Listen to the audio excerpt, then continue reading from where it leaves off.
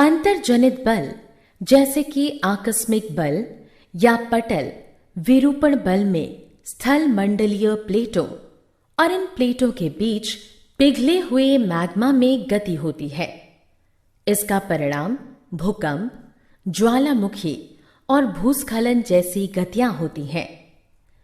अत्यधिक ऊष्मा और दाब के कारण पृथ्वी के मैंटल में गति होने पर ज्वालामुखी विस्फोट होता है और पिघला हुआ मैग्मा पृथ्वी की परपटी पर निकास या वेंट के माध्यम से उमड़ पड़ता है। इससे पृथ्वी की सतह पर शैलों का निक्षेपण होता है। इसी तरह स्थल मंडलीय प्लेटों में कंपन होने पर भूकंप आता है और उद्गम केंद्र के चारों ओर पृथ्वी में कंपन होता है।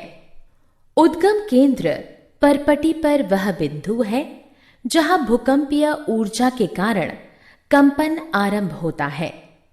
उद्गम केंद्र के ऊपर भूसतह पर वह स्थान जहां पर कंपन या भूकंपीय तरंगे महसूस होती हैं अधिकेंद्र होता है। भूकंपीय तरंगे 3 प्रकार की होती हैं: पी तरंगे अथवा अनुदैर्घ्य तरंगे, ऐसे तरंगे अथवा अनुप्रस्थ तरंगे, एल तरंगे अथवा पृष्ठीय तरंगे। भूकंप आने पर सावधानी बरती जानी चाहिए। क्या करें और क्या ना करें की एक सूची है सुरक्षा के लिए, जिसका अनुसरण करने की आवश्यकता है। चोट पहुंचने से अपने आप को बचाने के लिए जल्दी से इमारत से बाहर निकलें या कुर्सी के नीचे छिप जाएं। आप भूकंप लेखी मशीन का उपयोग करके भूकंप की पुष्टि कर सकते हैं और रिक्टर स्केल का उपयोग करके इसकी तीव्रता नापी जा सकती है। बहिर्जनिक बल। हमारी पृथ्वी निरंतर बदल रही है। इसका भूदृश्य भी बदल रहा है। त्वरित ढंग से होने वाले परिवर्तन तुरंत हमारे लिए दृश्यमान होते हैं, जबकि धीरे धीरे होने वाले परिवर्तन समय के साथ भूदृश्य बदलते हैं। ये परिवर्तन या स्थलाकृतियों का विकास पृथ्वी की कई गतियों से होते हैं। बहिर्जनिक बल या पृथ्वी की सतह पर उत्पन्न होने वाले बल और पृथ्वी के भीतर से उत्पन्न होने वाले अंतर्जनित बल के कारण ये गतियां होती हैं। बहिर्जनिक बल समुद्र, जल और बर्फ के प्रवाह से या बहती हुई पवन से भी परिवर्तन करते हैं। स्थलाकृतियों में परिवर्तन अपक्षय एवं अपर्दन नामक प्रक्रमों से होते हैं। इनके साथ निक्षेपण का प्रक्रम होता है। अपक्षय पृथ्वी की सतह पर शैलों का टूटना है। अपर्दन जल, वायु, बर्फ इत्यादि जैसे अभिकर्ताओं के कारण भूदृश्य के होने वाला क्षय है। दोनों मामलों में जल या वायु टूटे या अपर्दित कणों को एक स्थान से दूसरे स्थान पर ले जाते हैं और उन्हें कहीं और निक्षेपित करते हैं। इस प्रकार भूदृश्य में परिवर्तन लाते हैं। उदाहरण के लिए पवन रेगिस्तान में पाई जाने वाले छत्रक शैलों के निचले भाग को काट देती है। इनका आकार मशरूम की तरह होता है और इन शैलों से रेत और महीन कण दूर दराज के स्थानों पर पहुंचा देती है। इनका निक्षेपण होने पर बालू का टिब्बा नामक पहाड़ी जैसी संरचनाएं बनती हैं।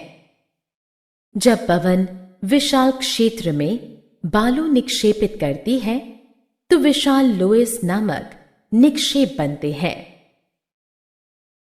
स्थलाकृतियों का विकास। जब नदी का पानी खड़ी ढाल वाली घाटी पर गिरता है तो यह जल प्रताप बनता है। यह अगल बगल की कठोर शैलों को काटता रहता है।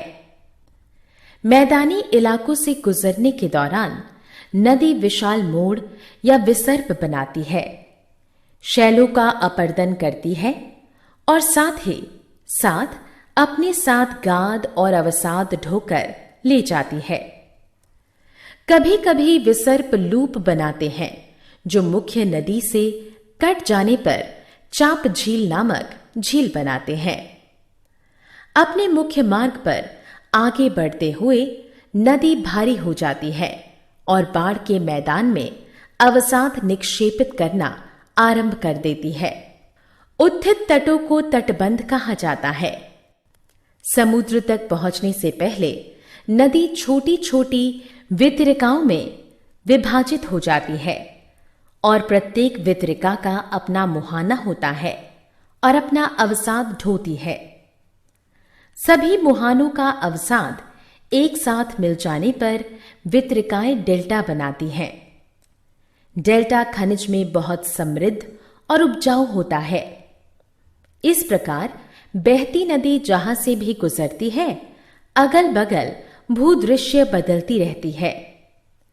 जब समुद्री तरंगे निरंतर शैलों का अपर्दन करती हैं और तटों पर गाद निक्षेपित करती हैं, तो समुद्री गुफाओं, समुद्री मेहराबों और स्टैक जैसे तटीय स्थलाकृतियों का निर्माण होता है। समुद्री तरंगे किनारों पर अवसाद जमा कर समुद्री पुलीन का निर्माण करती है। हिमनद या हिमानिया और बर्फ की नदियां जिन पहाड़ों से गुजरती हैं, उनके किनारों को तोड़ती हैं। हिमनद द्वारा लाए गए छोटे और बड़े शैल, रेत एवं तलछट मिट्टी हिमनद हिमोड़ के रूप में निक्षेपित होते हैं।